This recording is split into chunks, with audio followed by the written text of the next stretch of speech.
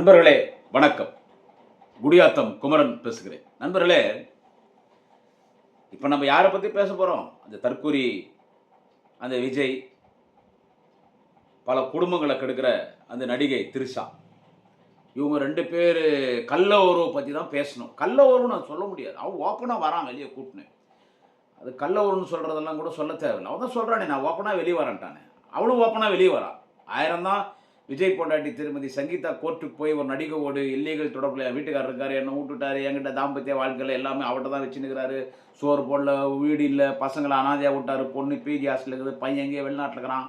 அவங்க விஜய் அவங்க அப்பா அம்மா எங்கள் மாமனார் மாமியாரை துரத்திட்டான், இவன் குடியும் குடுத்தனமாகறான், எனக்கு ஒரு நியாயம் வேணும்னு சொல்லி பாவம் அந்த அம்மா கோர்ட்டுக்கு போய்க்கிறாங்க. அதை பற்றி அவன் கவலையே படலையே. அவன் தான் ஆல் உமன்ஸ் டேலே சொல்லிட்டானே, உலக மகளிர் தின விழாவில், என் சொந்த வாழ்க்கை பற்றி நீங்கள் எல்லாம் யாரும் கவலைப்படாதீங்க, அது ஒரு வருத்தம் இல்லாத மேட்டர்ன்ட்டான். அதாவது நான் பொண்டாட்டி கட்டிக்கின்னு 2 புள்ளையை கொடுத்துட்டு அவங்க சொத்தெல்லாம் ஆட்டியை போட்டு, லண்டனில் இருக்கிற சொத்தெல்லாம் ஆட்டியை போட்டு சங்கித்தாது. அதன் பிறகு என் பொண்டாட்டியை தொத்திட்டு, என் புள்ள குட்டியை தொத்தி, என் பொண்ணு என் பையனை தொட்டு, எங்கள் அப்பா அம்மா தொத்திட்டு, நான் திரிஷா கூட சுத்தணும் இல்லை எவ கூட சுத்தணும், அது சொந்த விஷயம், அதை கோர்ட்டுக்கு என் பொண்டாட்டி போய்க்கிறது, இதெல்லாம் ஒரு வருத்தம் இல்லாத விஷயம்ட்டான். அப்புறம் நம்ம அவனை பற்றி பேசி என்ன பிரச்சனை? இப்போ அவன் பாம்பேக்கு போனான், ஆட்லி, அது அவங்களுடைய வளகாப்பு விழாக்கு போனான். அவன் வளகாப்பு விழாக்கு போகிறது அவன் சொந்த விஷயம், அது நமக்கு தேவையில்லாது. ஆனால் அவன் பாம்பேக்கு எதுக்கு போனான் எல்லாருக்கும் தெரியுமா? திரிஷா அதுக்கு முன்னாலே எனக்கு போயிட்டான், அதாவது ஃபோட்டோவிலே வருதே, அதை அவங்களே கொடுக்குறாங்க. ஒரு சில சேனல்ஸுக்கு இதுங்க வெளியிடுங்கன்னு சொல்லிட்டு அவங்களே கொடுக்குறாங்க. ஸோ இவங்க 2 பேர் சுற்றுறதை பற்றி நம்ம பேசுகிறதே வேஸ்ட். ஏன்னா ஓப்பனாக வரான். ஆமாம் இப்படி தான், என்ன அவனுக்கு இப்படி தான் வருவான்றான். அவன் இன்னும் ஓப்பனாக பாட்டில் எடுத்துன்னு குடிக்கல. அவன் பாட்டில் தான் மாட்டிச்சு, அவன் பாட்டில் தாங்க மாட்டிச்சு. அவன் டெல்லிக்கு போகும்போது அந்த திருட்டு பையன் ஆதவர்ஜனா பேக்கில் பாட்டில் தான் மாட்டிச்சு, கத்தி மாட்டிச்சு, பாட்டில் திறக்கிறதுக்கு கத்தி அவனுடைய பேக்கில். அவன் ஓப்பனாக இன்னும் குடிக்கல. அவள் நான் தான் எல்லாம் ஓப்பனாக பண்ணுறான்ட்டானே. ஆமாம், அவன் எல்லாம் ஓப்பனாக பண்ணுறான்ட்டான். அதனால் அது பேசுறது வேஸ்ட்டு. அவன் பாம்பேக்கு என்னத்துக்கு போனான்? முக்கியமான விஷயம் நம்ம பேசணும். அவன் பாம்பேக்கு என்னத்துக்கு போனான்? அவனை பாம்பேயில் யார் சந்திச்சாங்க? அவனை யார் சந்தித்து பேசிகிட்டு இருக்காங்க? பிஜேபி தரப்பில் அவன்கிட்ட இந்த நிமிஷம் வரைக்கும் பேசிகிட்டு இருக்கான். அவனுக்கு சொல்கிறானுங்க என்னன்னு கேட்டால், எங்ககிட்ட கூட்டணிக்கு வந்தாங்க, துணை முதலமைச்சர் தரான்னாங்க, 6 மந்திரி தரான்னாங்க, பலாயிரம் கோடி பணம் தரேன்னு சொன்னாங்க. அப்புறமா 2.5 வருஷம் நீங்கள் முதலமைச்சரானாங்க, 2.5 வருஷம் விஜய் முதலமைச்சர், 2.5 வருஷம் எடப்பாடி முதலமைச்சர்னாங்க, எங்களுக்கு 50 தொகுதி தரான்னாங்க, 60 தொகுதி தரான்னாங்க, எதிர்கட்சி தலைவரானாங்க. ஆனால் நாங்கள் ஒரே முடிவாக சொல்லிட்டோம், தனித்து தான் போட்டிடுவோம், காரி மூஞ்சில் எடுத்து போடுவோம், செருப்பு எடுத்து நடிப்போம். எனக்கு தெரியும் என்ன விஷயம் நடந்துட்டு இருக்கு. அவன் கட்சி ஆரம்பிச்சது பிஜேபி சொல்லி, இது எல்லாருக்கும் தெரியும். அவன் கட்சி ஆரம்பிச்சது பிஜேபி சொல்லி கட்சி ஆரம்பிச்சான். அதில் இஸ்லாமியர்கள் போவது எனக்கு மன வருத்தம். நீங்கள் திமுக தான் வரணும்னு நான் சொல்லலை. நேற்று கூட ரம்ஜான் வாழ்த்துல நான் அதை பேசினேன். நீங்கள் திமுக தான் வரணும், திமுக தான் இருக்கணும்னு நான் சொல்ல வரல. ஆனால் இஸ்லாமியர்களுக்கு நல்லது பண்ண ஒரே கட்சி திமுக ஆட்சி. முத்தமிழறிஞர் டாக்டர் கலைஞர், தலைவர் தளபதி ஸ்டாலின், தொடர்ந்து அண்ணன் உதயநிதி ஸ்டாலின் செய்வார். ஏன்னா அவன் பிஜேபியுடைய கைக்கூலி. அவன் பிஜேபி கொள்கை எதிரின்னு சொல்கிறது, நாங்கள் அமித்ஷா கிட்ட பேசுகிறேன், நாங்கள் பிஜேபி கூட்டணி போகணும்னு சொல்கிறது எல்லாமே நாடகங்க. ஒரு நாடகம். அவன் ஒரு நடிகங்க. அவன் கேமராவுக்கு முன்னால் மட்டும் நடிக்கலைங்க, மக்கள் முன்னாலேயும் நடிக்கிறாங்க. விஜய் பார்த்தீங்களா, அகரஞ்சேரி வேலூரில் எப்படி நடிக்கணும்னு சொல்லி டைப் பண்ணி கொடுத்துருக்கான், என்ன பேசணும்னு டைப் பண்ணி கொடுத்துருக்கான், எப்படி நடிக்கணும்னு டைப் பண்ணி கொடுத்துருக்கான், அதே மாதிரி நடிக்கிறான். அப்பயும் பின்னால் ஒரு பைத்தியக்கார கூட்டம், அந்த பெண்கள் போகிறது சரி, அது உங்கள் சொந்த விஷயம், அது உங்கள் சொந்த விஷயம், அதை விட்டு தள்ளுங்க. என்ன மேட்ரு நடக்குது பாம்பேயில்? பாம்பேக்கு என்னத்துக்கு போனான்? ரெட் லைட் ஏரியாவுக்கு போனானா? பாம்பேக்கு போனாலும் போயிருப்பான். விதவிதமாக சைஸாக திணிசாக சிறுசாக பார்க்கலான்னு போனாலும் போயிருப்பான். அதை திரிஷா கூட இருக்க. சரி, அதை விடு. இவன் யாரோட கூட்டணி பேசுறியா? பேசிகிட்டு இருக்கான். இவங்ககிட்ட பேசுறது யாருன்னு கேட்டால் அமித்ஷா பையன் ஜெய்ஷா. 2000 கோடி வாங்கினா கொடுத்தாங்க கட்சி ஆரம்பிக்க சொல்லி. ஆச்சா, அதே 2000 கோடி கொடுக்குறோம், ஓட்ட பிரி, இதுதான் பிளான். அதுக்கடுத்து கூட்டணி ஆட்சி, துணை முதலமைச்சர், இதெல்லாம் பேசுது. அவன் என்ன கேட்குறான் விஜயன் கேட்டா, எனக்கு முதலமைச்சர் கூடன்றான். எனக்கு முதலமைச்சர் கூட 4 மந்திரி கொடு, துணை முதலமைச்சர் மீதி மந்திரிலாம் எடப்பாடி எடுத்துக்கிட்டோம். நான் கட்சி ஆரம்பிச்சிருந்து எடப்பாடி பழனிசாமி முதலமைச்சர் ஆக்கிறதுக்கா? நான் கட்சி ஆரம்பிச்சிருந்து எடப்பாடி பழனிசாமி முதலமைச்சர் ஆக்கிறதுக்கா? இதுதான் பாம்பேயில் அமித்ஷா பையன் ஜெய்ஷா பேசுறது. எனக்கு சிஎம் கொடு. டேய், நீ அப்படி தான் எடப்பாடி கூடயே சேர்ந்துன்னு பிஜேபி அதிமுக கூட கூட்டணி சேர்ந்துக்கின்னு நீ தேர்தலை சந்திடா தற்கூரி விஜய். உனக்கு மறைந்த பொன்மன செம்மல் புரட்சி தலைவர் எம்ஜிஆர் கூட பிரச்சாரத்தை வரட்டும். பீச்சிலேருந்து எந்திச்சு வரட்டும். மறைந்த அம்மையார் செல்வி ஜெயலலிதா கூட பிரச்சாரத்துக்கு ஜீப்லேருந்து மறைந்த அம்மையார் செல்வி ஜெயலலிதா கூட சமாதியிலேருந்து பீச்சிலேருந்து எந்திச்சு வரட்டும்டா. திமுக 200 தொகுதி ஜெயிக்குது. அதில் நான் உறுதியாக சொல்லிட்டு இருக்கேன். 200 திமுக ஜெயிக்குது. சரி, விஷயத்துக்கு வருவோம். இவன் கேட்கும்போது எனக்கு டாக் நடந்துன்னே கேட்குது. எடப்பாடி பழனிசாமி விஜய் கிட்ட ஃபோனில் பேசினாருன்னா இது வரைக்கும் 100 முறை பேசியிருப்பார் வாட்ஸ்அப் காலில். எடப்பாடி பழனிசாமி விஜய் கிட்ட 100 முறை வாட்ஸ்அப் காலில் பேசியிருப்பார். 100 முறை. இதில் நடுவில் மாமா வேலை பார்த்தவங்க யாருன்னு கேட்டால் அரசியல் அந்த மாமா பையன் அந்த பாப்பான் குருமூர்த்தி, அந்த துக்ள குருமூர்த்தி இருக்கான்ல, ஒரு மாமா பையன் அரசியலில் ஒரு பாப்பான், அவன் தான் மாமா வேலை பார்க்கல, அவன் தான் கூட்டி குடி வேலை பார்ப்பான். எப்பவுமே அவன் தான் எடப்பாடியை மிரட்டி அமித்ஷா போய் 3 கார் மாறி பார்க்க சொன்னது இவன் குருமூர்த்தி, இந்த மாமா பையன் குருமூர்த்தி தான்.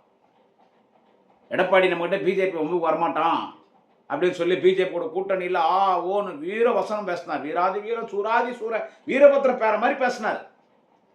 வந்த ஒரே கால் உடனே அசம்பிளியில் நடந்துட்டு இருக்கு, மானிய கோரிக்கை விவாதங்கள் காரசாரமாக போயிட்டு இருக்கு. உடனே ஓடி போய் அமித்ஷா பார்த்து சரண்டர் ஆகிட்டு பிஜேபியோட கூட்டணி சிஎம் யாருன்னு கேட்குறான். டெல்லி முடிவு பண்ணணும்னு எடப்பாடி சொல்கிறாப்படி. சிஎம் யாருன்னு கேட்டால் டெல்லி முடிவு பண்ணணும். இந்த மாமா வேலை பார்த்தது யாருன்னு கேட்டால் அரசியலில் மாமா பையன் பல கட்சிகளை பிஜேபிக்கு பிளாக்மெயில் பண்ணி கூட்டி கொடுக்குறவன் துக்ளக் குருமூர்த்தி. இவன் தான் மாமா வேலை பார்க்குறான். இது டாக் போயினேன்னு இருக்கா.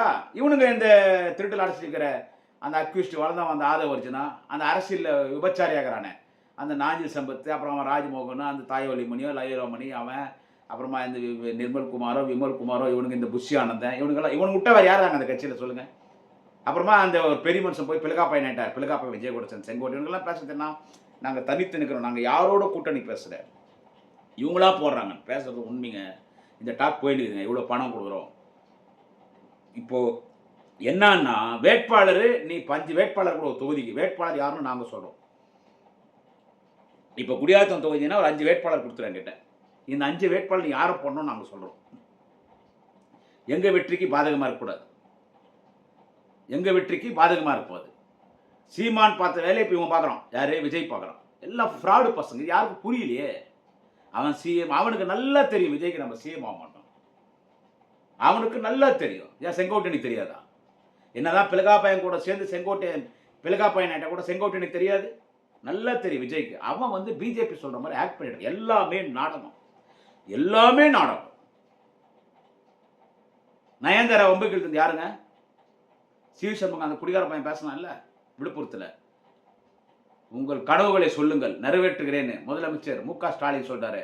எனக்கு நயன்தாரா வேணும், அதுதான் என் கனவு, கூட்டினது உடன் பேசினான் இல்லை சிவசண்முகம். அவன் யார் சொல்லி பேசினான்? நீங்களா நினச்சிட்டு இருக்கீங்க. யார் சொல்லி பேசினான்?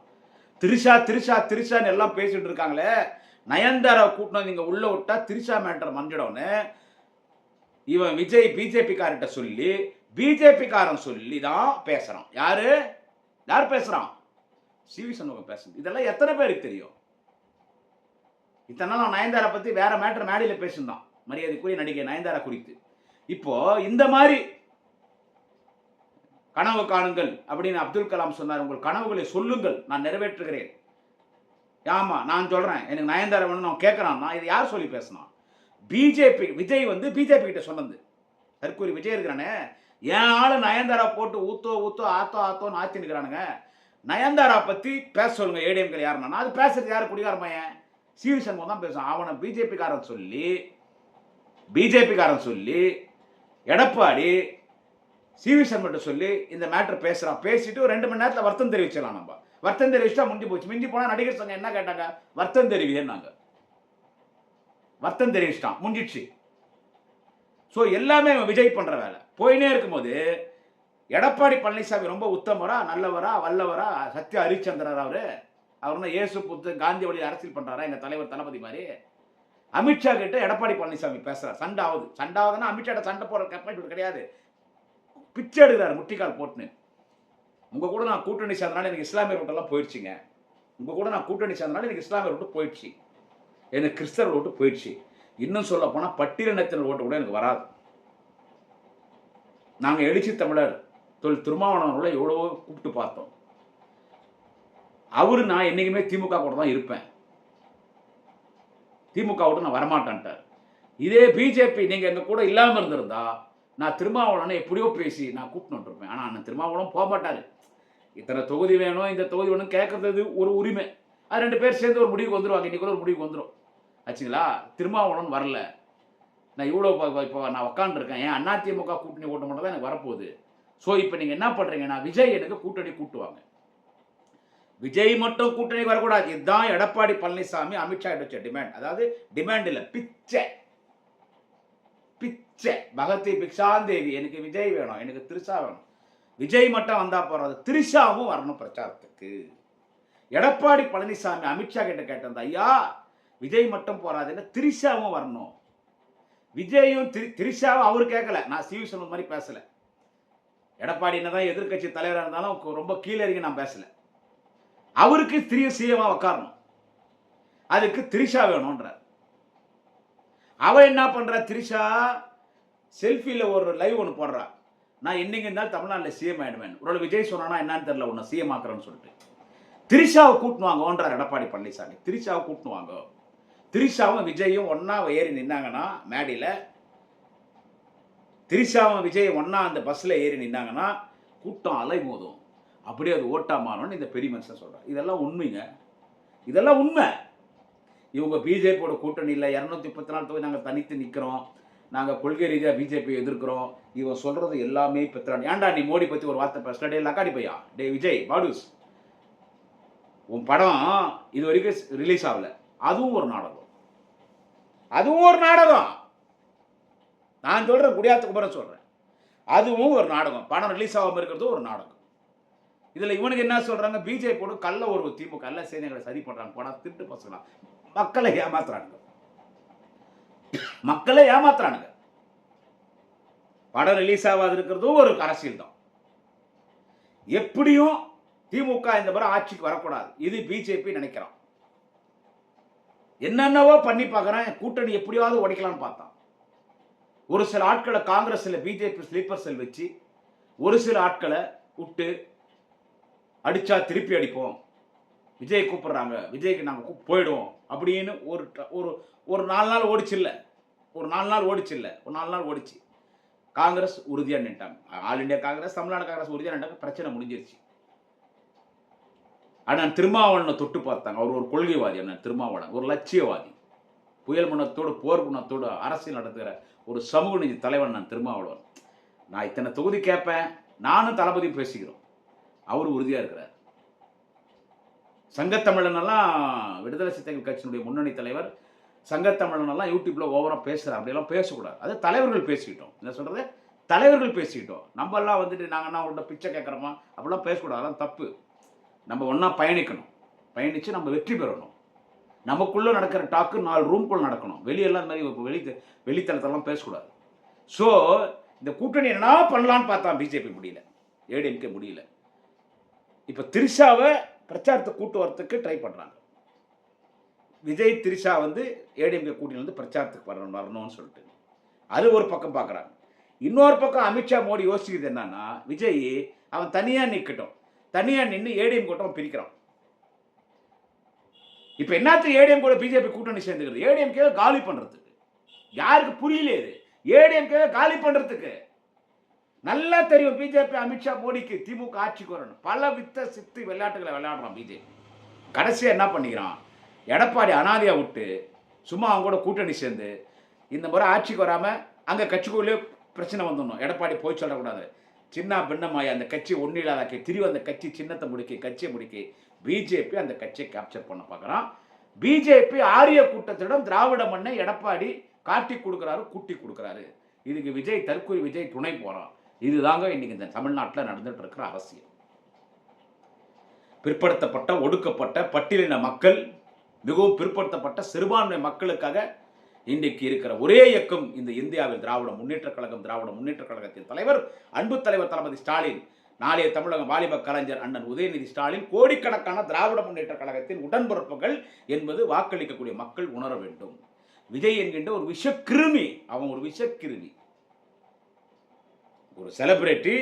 நான் கெரியர் விட்டு வந்துக்கிறேன்றான், கெரியர் விட்டு வந்துட்டேன், அண்டா விட்டு வந்துட்டேன், குண்டா விட்டு வந்துட்டான்றான். டேய், உனக்கு முன்னால் புரட்சி தலைவர் எம்ஜிஆர் வந்தார். எம்ஜிஆர் சொன்னாரா என் கெரியரை விட்டு நான் வந்தேன்னு?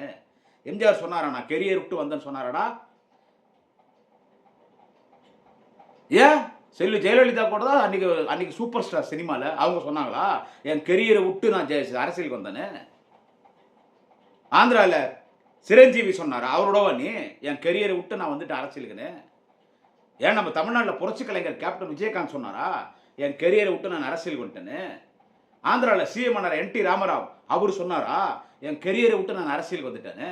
அப்புறம் என்னடா நீ சொல்ற என் கெரியரை விட்டு அரசியலுக்கு வந்தேன், நான் சம்பாதிக்கிறதுக்கு வந்தேன், இந்த மாதிரி குட்டியை கலப்புறதுக்கு வந்த, பெண்களை எல்லாம் தவறா பேச வைக்கிற, குடும்ப பெண்களை எல்லாம் தவறா பேச வைக்கிற, இன்னைக்கு ஒரு தவறான அரசியல் பண்றான். மக்கள் இதை யோசிக்கணும். நம்மளை ஏமாத்துறாங்க. தனி ஃப்ளைட் எடுத்துன்னு சரக்கு போட்டுன்னு அங்கங்கே த்ரிஷா கூட போயின்னு சுற்றிக்கின்னு ஒரு பொறிக்கு பேரை சுற்றி நிற்கிறான். அவன் பின்னால் ஒரு கூட்டம். பொறுத்திருந்து பாருங்கள். இன்னும் நிறைய பேசுவோம். வணக்கம். குடியாத்தம் குமரன். நாளை இன்னொரு பதிவிலை சந்திக்கிறேன்.